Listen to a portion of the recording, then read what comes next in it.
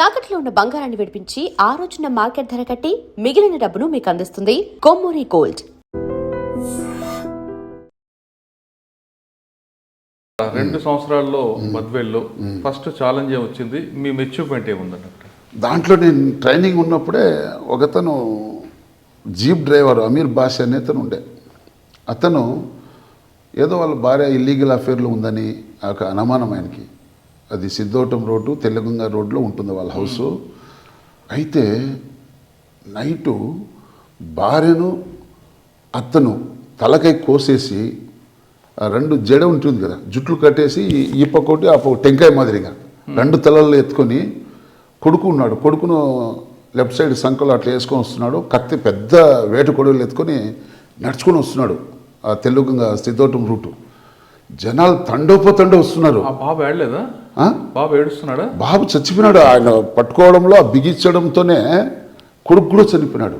అయ్యో, అతనికి పట్టుకోవాలంటే ఎవరికి ధైర్యం లేదు. అప్పుడు నేను ట్రైనింగ్ చేస్తే కాబట్టి చెప్తే నేను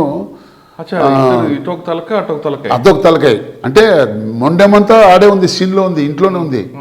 2 తలకాయలు కోసుకొని జుట్టు కట్టేసి ఈ పక్క ఆ పక్క టెంకాయల మాదిరిగా వేసుకొని భుజం పైన వేసుకొని కొడుకుని గట్టిగా పరుచుకోవడంతో ఆ టెన్షన్లో అట్లే బిగించడంతో కొడుకు కూడా చనిపోయినాడు. ఒక చేతిలో పెద్ద వేటు కొడవలు ఉంది. వస్తే మాకు చెప్పిరి ఈ విధంగా వస్తున్నానంటే నేను బద్వేల్ ఫార్వర్డ్ జంక్షన్లో పోయి నేను ఒకతను బికారి అని కానిస్టేబుల్ ఉండే, ఆయన కూడా మంచి హైట్ గీటు బాగా, ఇద్దరం పోయి ఆయన గట్టికి పట్టుకున్నాం.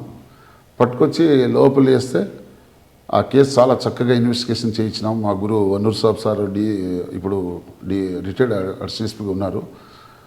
తర్వాత ఆ కేసు లైఫ్ పడింది, ఆయనకి లైఫ్ పడింది. చాలా సెన్సిటివ్ కేసు. అప్పుడు ఆ రోజుల్లో అయితే ఒక 4-5 వేల మంది జనాలు చూసేకి వచ్చినారు అతని చుట్టూ. అంటే ఒక జాతర జరిగినట్లు అనుకో. ఎందుకు ఆవిడని చంపడం ఎందుకండి? ఏదో అనుమానం, భార్య పైన అనుమానంతో భార్య చంపాలి. అత్త కూడా ఆమెకు సపోర్ట్ చేస్తా ఉందని, అత్త కూడా ఆమెకు సపోర్ట్ చేస్తా ఉందని. చంపేస్తానని తెలుసా ఆడికి? కొడుకుని పట్టుకొని వచ్చినాడు, ఎత్తుకొని వచ్చినాడు. వచ్చేటంలోనే ఆ టెన్షన్లో బిగిచ్చేసినాడు. అవును, ఆడ చనిపోయడం తెలుసా ఆడికి? ఏం మాట్లాడాడు, బాగా టెన్షన్. అది ఏదో పెద్ద సినిమాలో సీన్ మాదిరి ఉంటుంది. లాకప్లో వేసేస్తే అతనికి సౌండ్ బుసు కొట్టడం తప్ప మాటలు లేవైంది. అంటే అంత బిగించుకొని మా పోలీస్ స్టేషన్ లాకప్ 2 పట్టుకొని అట్లా బిగించుకొని అరుస్తున్నాడు గట్టి కేకలు. అయితే 24 అవర్స్లో అరెస్ట్ చూపిలు కదా మనకి, ఇమ్మీడియట్గా దొరికినాడు కాబట్టి ముద్దాయి. అప్పుడు బ్రహ్మయ్య అని ఒక విఆర్ఓ గారు ఉండే, అతనితో కంప్లైంట్ తీసుకొని ఇన్వెస్టిగేషన్ చేసి ఆ కేసు కన్విక్షన్ అయింది, లైఫ్ పడింది అతనికి. ఓకే, అది ట్రైనింగ్ ఉన్నప్పుడే? ట్రైనింగ్ ఉన్నప్పుడే, అది మొదటి కేసు. ఓకే, మీరు చార్జ్ తీసుకున్నాక ఏముంది బద్వేల్లో మీకు? తర్వాత మాకు మెజార్టీగా బద్వేల్లో అంతా పీస్ఫుల్. ఆడ ఫ్యాక్షన్ గీక్షన్ కల్చర్ ఉండదు. మొత్తం నెల్లూరు ప్రాంతానికి అనుగుణంగా ఉంటారు వాళ్ళ ఏరియా అంతా. మెజార్టీగా సూసైడల్ కేసు ఎక్కువ ఉంటాయి. మహిళలు ఎక్కువ మంది సూసైడ్ చేసుకోవడం, అది ఏదో ఆ కల్చర్ అర్థమే కాదు. అంటే చిన్న గొడవకు చాలా సున్నితమైన ఇష్యూకు మహిళలు సూసైడ్ చేసుకుంటారు. మెజార్టీగా కొంత వేరే ఎక్కువ అక్కడ జరిగేది. ల్యాండ్ ఆర్డర్ ప్రాబ్లం కేసెస్ తక్కువ. ఎన్ని ఉంటాయండి వారానికి? అది కనీసం 2-3 కేసులు వస్తాయి. నెలకు ఒక 5-6 కేసులు వచ్చేస్తాయి వద్దని కూడా. అవి కూడా చాలా ఎక్కువ. దాని ఆరిజిన్ చూసి దాని రూట్కి వెళ్ళి వాళ్ళ మార్పు. మేము చాలా చోట అవేర్నెస్ ప్రోగ్రామ్ పెట్టి మహిళలకు మంచి ధైర్యంగా ఉండాలా, మీరు భయపడకూడదు, అంత సున్నితమైన మనసుతో ఉంటే చాలా కష్టము, మీ ఫ్యామిలీ పిల్లలంతా నష్టపోతారు, మీకు పిల్లలు ఉన్నారు కదా, వాళ్ళ భవిష్యత్తు కోసమైనా బాగుండాలి కదా అని చాలామందిని మేము గైడ్ చేసేవాళ్ళం. ఆ కల్చర్ ఎందుకు అర్థమే కాలేదు మాకు. తర్వాత డకాయిటీ జరిగేవి. అప్పుడు రోడ్లు తక్కువ. మైత్కూరు నుంచి నెల్లూరు పోయే రూట్లో డకాయిటీ జరిగేది. నేను కూడా బీట్లో పోయేవాళ్ళం మేమంతా. ఆ రోజుల్లో పెద్ద మనకు ఇది లేదు. మేమంతా లారీల్లో నైట్ వచ్చే లారీల్లో జీబుల్లో పట్టుకొని పోయేవాళ్ళం. పోతే తుపాకులు వేసుకొని వస్తే కత్తులతో బెదిరించి దొంగతనాలు చేసేవాళ్ళు మెజార్టీగా. ఆ ఏరియాలో అంతా ఎక్కువ మనకు నెల్లూరు బార్డర్లో ఉంటారు. ఆ నెల్లూరు బార్డర్లో చాలామంది డకాయిట్ చేసేవాళ్ళు ఉన్నారు. ఈ నాలాలు వేస్తారు. నాలాలు అంటే బడ్డీకి పంచర్ కావాలని, అదొక ట్యాక్టీస్ అనమాట. అది దేవుడు చేసిన మనుషులు సినిమాల్లో సత్యనారాయణ వేస్తాడు చూడు, పంచర్ చేయాలని చేస్తే వాళ్ళ సిస్టర్కు హాస్పిటల్ తీసుకుపోతే అదే బండి పంచర్ అయిపోతుంది.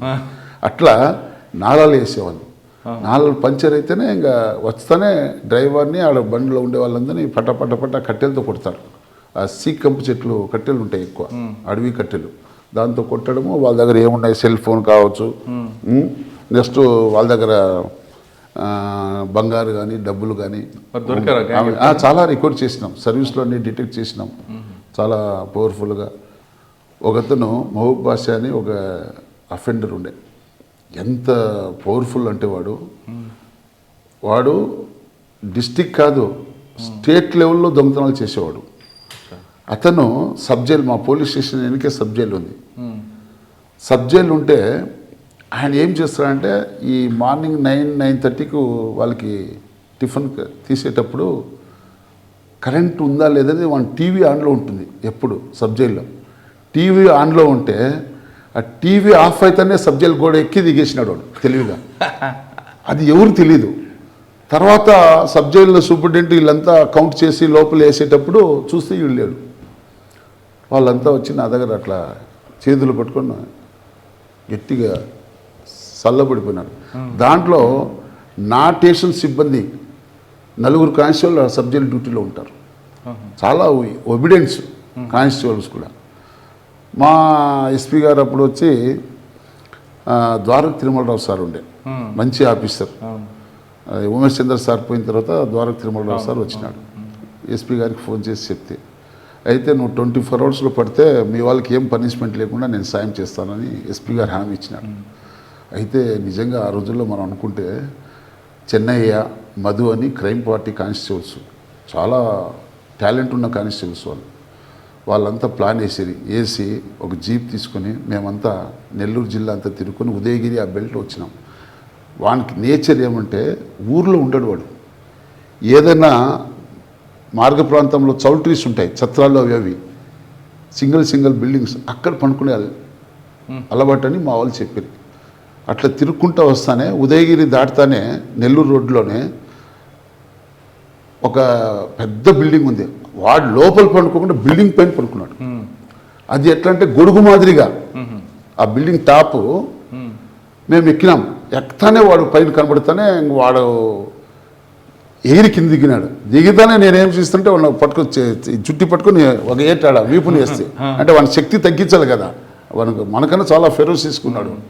వేస్తేనే పట్టుకొని ఇమ్మీడియట్గా అరెస్ట్ చేస్తే ఆ రోజుల్లో అప్పుడు ఉండే కానిస్టేబుల్కి పనిష్మెంట్ లేకుండా 15 rupees reward, cash reward SP గారు ఇచ్చినారు.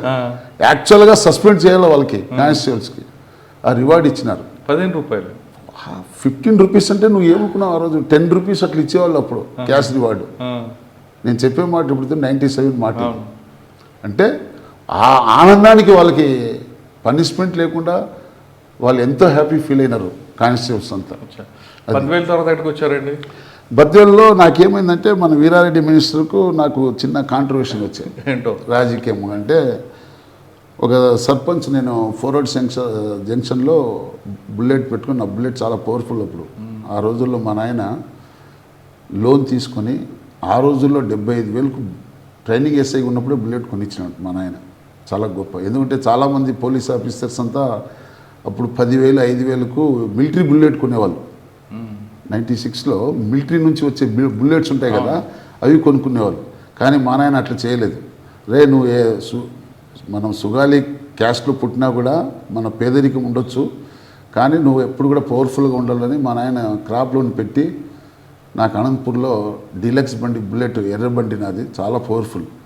ఆ బండికి మ్యాట్కి బ్యాక్ సైడ్ మ్యాట్ వేసుకుని బీటింగ్ పోతే అప్పుడు ఎస్ఐకే బుల్లెట్.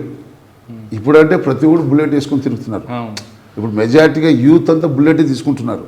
అప్పుడు అదర్ వాళ్ళకి బుల్లెట్ లేవు. ఎస్ఐ తోలల బండి అనేది ఒక సిద్ధాంతంగా ఉండేది అప్పుడు. అట్లా నేను బుల్లెట్ వేసుకుని ఉంటే ఒక అతను మేకవారపల్లి సర్పంచ్ వచ్చినాడు. అతను పెద్ద స్టైల్గా వచ్చి నా బుల్లెట్ పైన కాలు పెట్టుకొని నిలబడినాడు. నేను యంగ్స్టర్ కదా, చెంపకొట్టిన. చెంపగొడి ఏం నువ్వు ఎంత ధైర్యం నీకు నా బుల్లెట్ దారి కాలు పెట్టి నిలబడతావని కొట్టిన. అతను మినిస్టర్ గారు నువ్వు నా సర్పంచ్కే కొడతావా అని పాపం, అంటే మంచి వ్యక్తి ఆయన, నేను ఆయనకి తప్పు పట్టడం లేదు. ఇమీడియట్గా నన్ను విఆర్లో పెట్టించినాడు. విఆర్లో పెట్టిస్తే సుదర్శన్ రెడ్డి అని హైదరాబాద్ నుంచి వచ్చిన 91 బ్యాచ్ ఆయనకి వేయించుకున్నాడు. అప్పుడు ద్వారక తిరుమలరావు ఎస్పీ గారు ఉండే. అప్పుడు ఫోన్ లేవు, సెల్ ఫోన్ లేవు, ల్యాండ్ ఫోన్ కదా, ల్యాండ్ ఫోన్లో ఎస్పీ గారు సెట్లో చెప్పించిన. నేను రూమ్లో పండుకుంటే ఇంకా అప్పుడేం తెలియదు కదా, ఫస్ట్ పోస్టింగ్ కాబట్టి ఒక ఇన్సల్ట్గా ఫీల్ కావడం, ఏంది నాకు విఆర్కి ఇచ్చినారే అని ఒక ఇన్సల్ట్గా నేను ఫీల్ అవుతా ఉంటే ఇట్లా 11:30కి అట్లా మా సెంట్రీ వచ్చి చెప్పారు, సార్ మీకు ఎస్పీ గారు ఇమ్మీడియట్గా రమ్మన్నారు, మీరు కడపకు పోవాలంటే నేను ఇంకా ఇమ్మీడియట్గా డ్రెస్ వేసుకొని బుల్లెట్ వేసుకొని పోతే ఇమ్మీడియట్ పోతానే దువ్వూరుకి ఆయన నా బ్యాచ్మేట్ రామకృష్ణుడు అని అతను తిరుపతిలో ఉన్నాడు డిఎస్పీగా, అతను ఆడ ఎస్ఐగా ఉండే, అతనికి ట్రాన్స్ఫర్ చేస్తూ నన్ను అతని ప్లేస్లో ఇచ్చినాడు. దువ్వూరు సెకండ్ ప్లేస్, నేను 2వ పోలీస్ స్టేషన్ దువ్వూరు కూడా చాలా మంచి మండల్ హెడ్ క్వార్టరు. పసుపు పంట, వరి పంట, మనము కర్నూలు నుంచి కడప పోయే రూట్లో వస్తుంది, చాగల్మరి దాటితేనే దువ్వూరు వస్తుంది. చాలా చక్కని మండలము, అయితే ఫ్యాక్షన్ గ్రామాలు ఎక్కువ. ఆ రోజుల్లో కూడా ఒక అన్నపు శాస్త్రంపల్లి అని ఒక ఊరుంది, ఆడ యాదవులకి ఉప్పురోల మధ్య గొడవ. నేను ఇంట్లో ఉన్నాను, అప్పుడు ల్యాండ్ ఫోన్ వచ్చింది, ఈ విధంగా బాంబులు వేసుకుంటున్నారని. నేను కానిస్టేబుల్ కోసము పోలీస్ స్టేషన్ పోయే లోపల నేను ఆ ఊరు చేరుకోవచ్చు, అది నా యొక్క ఆలోచన. ఓహో నేను స్టేషన్ దగ్గర పోయి కానిస్టేబుల్ కోసం పోతే కాదని నేను బుల్లెట్ వేసుకొని సింగిల్గా పోయినా. పోతే అప్పుడు ఒక భయం ఉండేది ఎస్ఐ అంటే, జనాలకి ఎట్లా అంటే మన యొక్క డ్యూటీ బాగుంటే రెస్పెక్ట్ చేసేవాళ్ళు పబ్లిక్. అవును, నా బుల్లెట్ సౌండ్ విని ఒక్క మొగోళ్ళు లేడు ఊర్లో, మీరు నమ్ముతారు. మామూలు ఇప్పుడైతే ఒక 100 మంది స్టాప్ పోయి కంట్రోల్ చేస్తే కానీ లా అండ్ ఆర్డర్ కంట్రోల్ కాదు. ఇప్పుడు ఉండే జనరేషన్లో అసలు ఎవరు భయపడరు, కానీ అప్పుడు అంత రెస్పెక్ట్ ఇచ్చేవాళ్ళు, ఎస్ఐ అంటే అంత గౌరవం ఇచ్చేవాళ్ళు.